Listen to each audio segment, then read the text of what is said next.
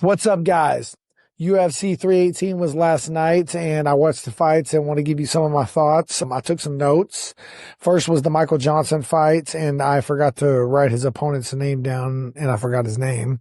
But Michael Johnson looked great, guys. Phenomenal volume. Outworked the guy. Outworked him. Crafty veteran. Hurt him in the second round, and did a lot of volume. Threw a lot of volume, a lot of hand combinations. The other guy was doing a good job of using his reach, being long with his kicks and stuff, and kicking Michael Johnson over in the arm, but it wasn't enough. Didn't throw enough volume and got outworked. Congrats to Michael Johnson still winning. This whole card was kind of all the underdogs did. Next up, Patricky Pitbull versus Dan Ainge. Pitbull was the underdog as well, and first round was close, and Pitbull hurt him in the second round and beat him with grappling. Hurt him a couple times and beat him with grappling. Dan looked good the first round for sure. It was close, and Dan probably won the first round, but Pitbull pulled it out, and congrats to him. First win in the UFC, and great job for him, and another underdog winning. And then Kevin Holland and Daniel Rodriguez.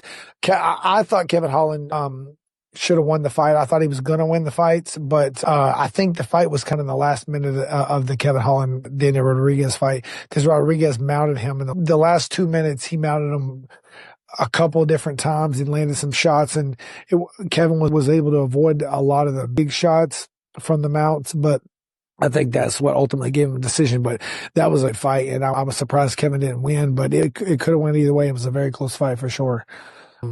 Next up, Paulo Costa versus Roman. I don't even know how to say his last name. Not even going to try. Paulo Costa looked good. More power, hurt him multiple times, and beat the kid up and did a phenomenal job. And another underdog winning again. So that was four underdogs on the main card. One. Very impressive and very good if you're a person that was betting for sure. Next up was the main event. Holloway looked amazing.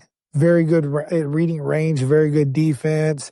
Very good fluidity, combinations, landing his hands, moving his head off center line, picking him apart. And Poirier had moments for sure. He had good moments and a phenomenal career. So congrats to him, and to close things out the way he wanted to in his home city for sure. It very much deserved for a guy that's put this much into sports. So congrats to him for sure.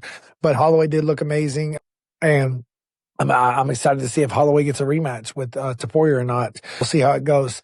But great card, guys. One of the best cards I've seen in a while. All the fights were good and very exciting. And the underdogs won. So you're better. Maybe you parlayed a couple of the underdogs and got paid good. So that was my thoughts. Let me know if y'all have any thoughts on the fights or any other subjects you'd like me to go over. Leave a comment below.